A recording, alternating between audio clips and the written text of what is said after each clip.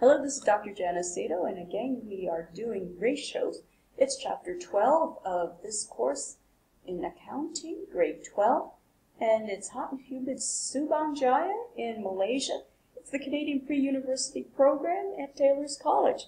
All right, let's go and see if we can do some more about ratios. This, I think, is going to be our fourth video on ratios, and we're in the section on measuring profitability. What we did from the previous video was we looked at return on sales and return on assets. So we're getting very, very close to the end of this section on measuring profitability, and I believe it's slide 50 that we're going to for information about return on equity. Let's see if I can find it. And here we are. What is return on equity? Now, return on equity, again, like return on sales and also return on assets. We like the large numbers. The bigger, the better.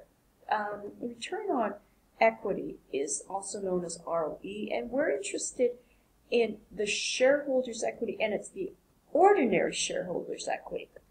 So in order to calculate it, you take the net income and you subtract the dividends for the preferred shares, and they're called preference dividends.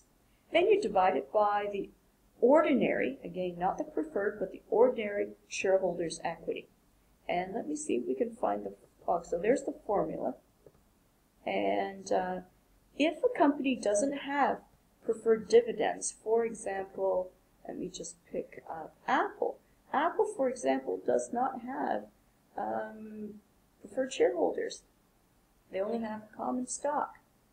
So then this is very easy for you to calculate for Apple, because for Apple, therefore, if they don't have preferred dividends, all you're looking at is net income. And then, of course, the average shareholders' equity.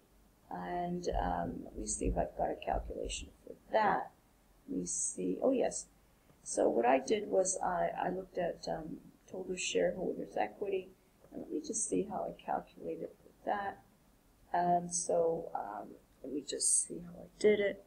So basically, there it is. And so that I get a percentage from there. I'm actually not going to do the full calculations because I realize when somebody else is doing Apple, then I'm doing a lot of the work for them, and that's not fair. So basically, you folks can figure it out. You take, the average ordinary shareholders' equity. Where do we find the figure for that? And as you can see, here we have some information for Apple. And where is that? Balance sheet, balance sheet, balance sheet, balance sheet, balance sheet, there it is. So the total equity for Apple, you take this, add this divided by 2, and therefore when you are doing that, then you have, it's like total assets. So basically, for total shareholder equity, you find the figure, that's the one for 2013, then you find the one for 2012, and you put that number in, and then what you do is here, remember, we want it to be, therefore, the average of the shareholders' equity for 2013 and 2014. Let's try that again. Sorry, it's getting late, and I'm actually not able to do too much more on this because, as I say, I don't want to do somebody's work for them. It's an unfair advantage if I do that, so I'm not going to do that. But as you can see, it's very easy to calculate. And again, you want this number to be big. You want it to be, nice and big. So let me just go and queue up the spreadsheet. So let me just go and queue up that spreadsheet. All right, so here we are again. The return on ordinary shareholders' equity. You don't have preferred dividends, then it's just simply net income, and then divide by the average shareholders' equity. For the case of Apple, I plugged in the numbers, and my apologies, I am just typing in numbers that are a bit wrong today. Let me see if I can just do that from up here. All right. So, and there's the shareholders' equity. And I think Apple has it written as 212. Let me go and take a look. And where is that? Just bring it up a bit. So yes, 213, 212. Did I put that number in right? Yeah, 213, 212. And then as you can see, I'm queuing up. So it's, there is net income divided by the average of the shareholders' equity, and then we get this number of 31%. One thing that I have to say is that when you have the return on equity higher than the return on assets, that's very good. In fact, it's preferred. And it has to do with this next PowerPoint slide, which is called, this one is basically about leveraging. And so what is leveraging? Leveraging, if you look it up in the dictionary, it basically, what you do is, what is the biggest bang for your buck? So when you have, if you borrow money, let's say you can get, somebody lends you money and you're paying something like 5%. And you know what you're going to take that, and let's say somebody's loaned you money, somebody's loaned you $100. You take your $100, and you know you're going to pay your friend, let's say 4% interest. Okay, so that's $4. Let's say you invest in something that you know pays 12% interest. So in other words, you get $12 for investing $100 in something. And you just have to pay 4% to the person who loans you the money. So basically, you get a return of $12. You have to pay back, the interest rate of 4%. So $12 minus 4 is 8. Well, that's great because therefore you've leveraged that, and so in order to get 8, you just borrowed at 4%, which is pretty good. So what is leveraging? In the corporate world, it's exactly like that. So remember, when you finance your business, you could take out a loan, and the only thing about a loan is, yes, it increases your cash, your assets. It also increases your liabilities, and you've got to pay it back. Okay, so this is what they call debt financing. When you, let's say you're a big company like General Motors, you issue corporate debt or corporate bonds, and you just have to pay it back to these people because you increase your liability. Now remember that there's another way to get money to run your company. Instead of going into debt, you can issue shares, which is basically equity financing. So there's debt financing, which increases your liabilities. There's equity financing, which increases equity.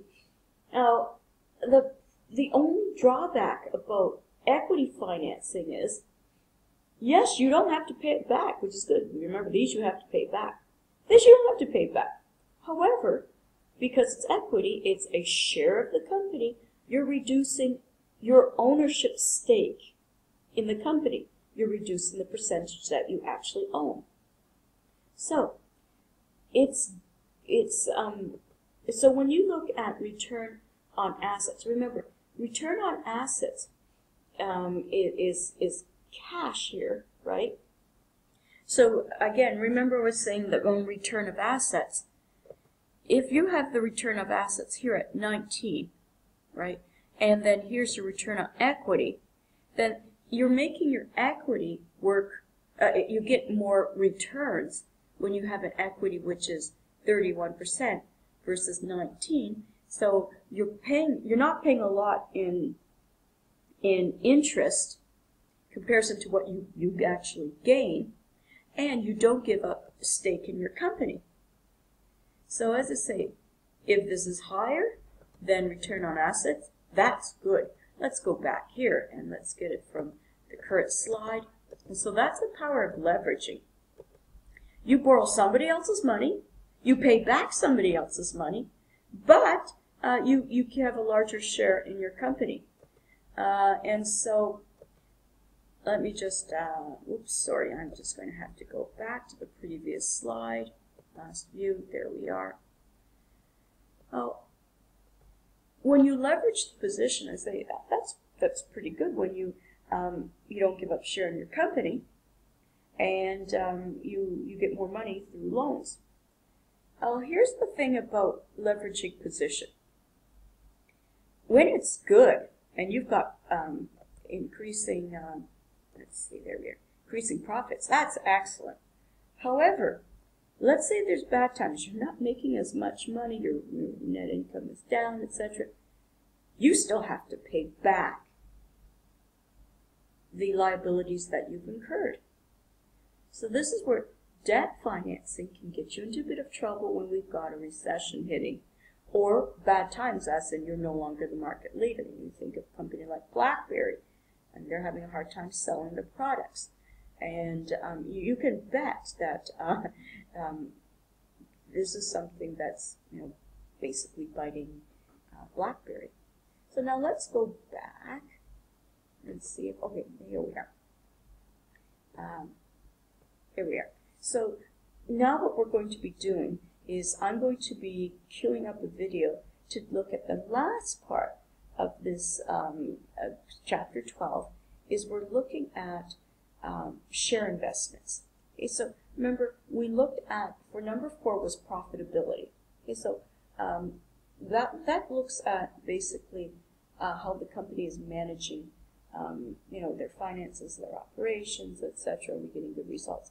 But now if we're looking at share investments, we're looking at more the finance side rather than the accounting side. And I know it's hard, probably I didn't explain that very clearly, but let's just take a look at the impact of all these financial decisions on the share price. Okay, so let's take a peek. Let's go. So anyways, the last 4 ratios in this chapter: price earnings ratio, dividend yield, book value, earnings per share. And let's see if I could do this in 3 minutes. So I'm not going to be looking at Apple shares anymore. I'm just going to look more at the theory, because I don't want to do your work for you. And also the price is going to change from day to day. And so you'll probably be looking at the share price at the end of October. Oh, okay. So earnings per share. What you want for the EPS, earnings per share, you want a big number. The bigger, the better. Okay, so basically, is there a lot of shares in the company? We will find out, and then divide it by the net income, subtracting the preference dividends. For Apple, remember, they don't have preference dividends, so it's just income divided by the ordinary common shares. And the price earning ratio is you take the market price per ordinary share, and so you just look that up on the internet. What is 1 share of Apple worth? What's 1 share of so-and-so? What's 1 share worth of Club Med, etc. And then you divide it by the previous ratio, which was the earnings per share. And again, the bigger the better. Dividend yield. So what happens is a lot of people invest in companies. Remember we talked about blue chip? So they like the fact that every quarter they get some money.